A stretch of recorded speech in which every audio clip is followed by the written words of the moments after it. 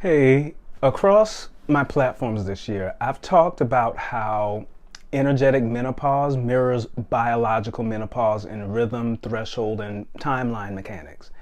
And every time I speak about this, especially as a black man, I notice the same pattern. People don't have an issue with the insight here. However, a lot of women in particular have an issue with who they believe is allowed to speak on this. Stick a pin in that reaction.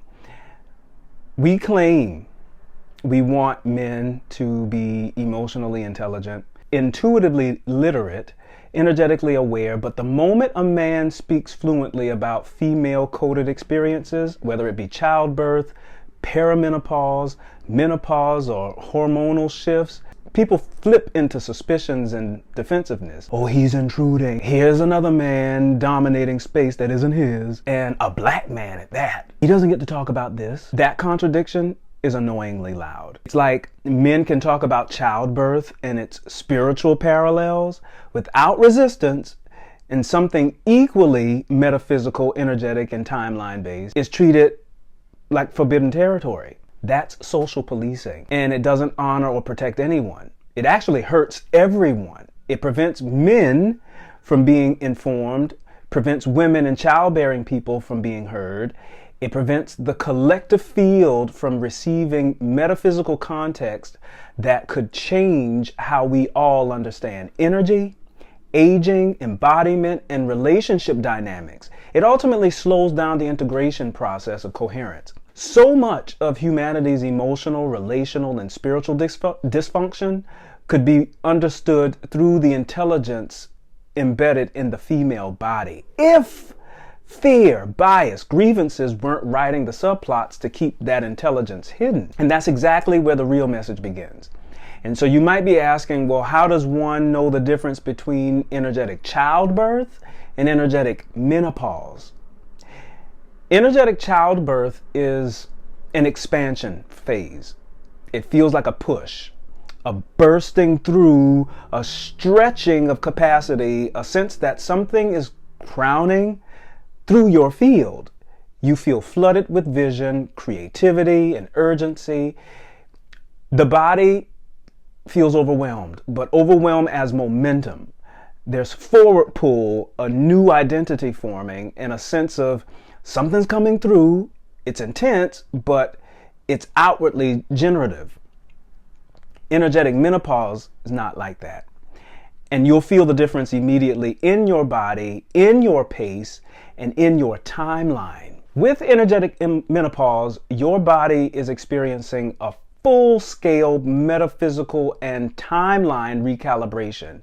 It feels like a closing of one long survival-driven era in your life, a shedding of old hormonal emotional circuitry, a thinning of tolerance for distortion, a heightened sensitivity to misalignment, an inward gravitational pull, a requirement for slowness, stillness, containment, zero margin threshold for people who can't self-regulate, and a permanent shift in what intimacy costs you or feeds you. And when you're in that shift, two things become true at once. One, your resonance and your discernment becomes razor sharp, but your capacity for co-regulation becomes almost non-existent. And this is why every connection, even the clean ones, feel like they're approaching from the outside in.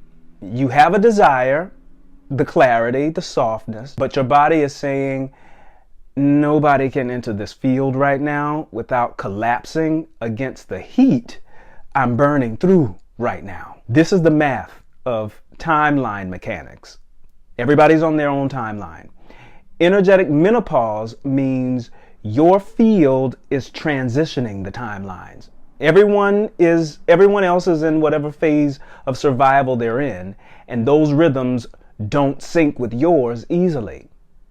To a survival mind, you get labeled as too much. You're not too much. You'll get labeled as unavailable and fickle. You're not. Or they'll think connection with you is one-sided. It's not. It's existential metamorphosis. And co-regulation during a metamorphosis can be disorienting and almost impossible unless the other person is already self-regulated before they reach you. And most people, especially the masculine template, that are in survival-heavy, performance-filled seasons, they're in that state. And the masculine template is not men. This is gender fluid. And the current masculine template is heavily saturated in societal survival, addicted and numbed out by routines, friendships, relationships, and communal spaces that are robbing them of their internal coherence. The coherence is still there, but what they're doing in that timeline is a mismatch for where you were at. That's why clean resonance can feel real, but the timing feels physically impossible. This is also why you can feel deep love for family, friends, partners, and even potential partners so strongly while also feeling the delay. Your grief isn't about them. It's about the impossibility of syncing rhythms while you're burning through an internal existential shift. They are in an outward, busy, survival-coded spring season, and you are in an inward, molten cocoon season. One is expansion and one is refinement. Both are real, both are true, both belong, but they don't match in real time right now. The mismatch is not incompatibility when the signal is clean.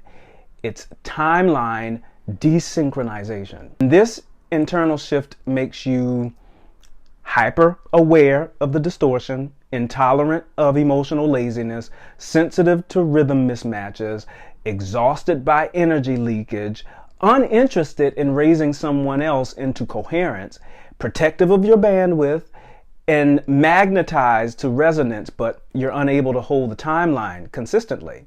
In other words, co-regulation is impossible unless someone arrives regulated. This is the part that modern culture refuses to admit. The body is never rejecting love. It's rejecting distorted timing. It's rejecting survival-coded rhythms. It's rejecting emotional immaturity.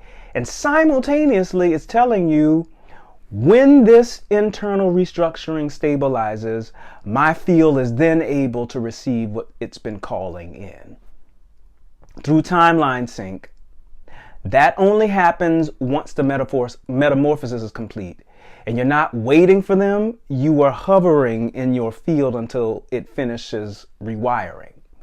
You see, biological metamorphosis has a time frame. Energetic metamorphosis doesn't. It's nonlinear, so you have to freestyle through the waves. Pay attention to the small alignments and listen with your heart to gauge the highest probable timeline that offers a completeness.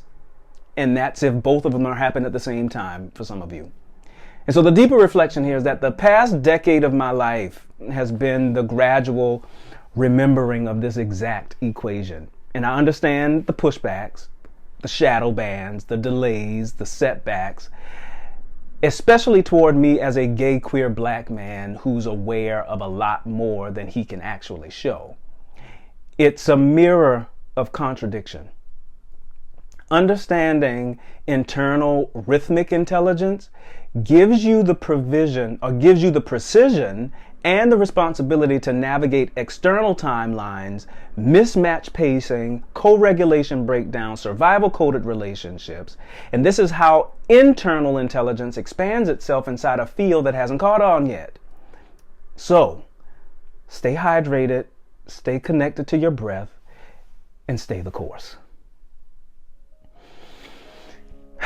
I'm going to love and let go for now, but if you've benefited from this message or any of the messages here, please subscribe if you're not already.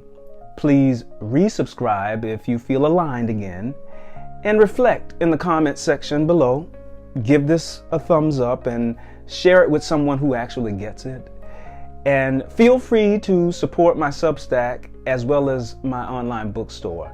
The link is the link to all of my resources are in the description. In the meantime and in between time, please be kind and gentle with yourself in this right now moment, and in the right now moments to come.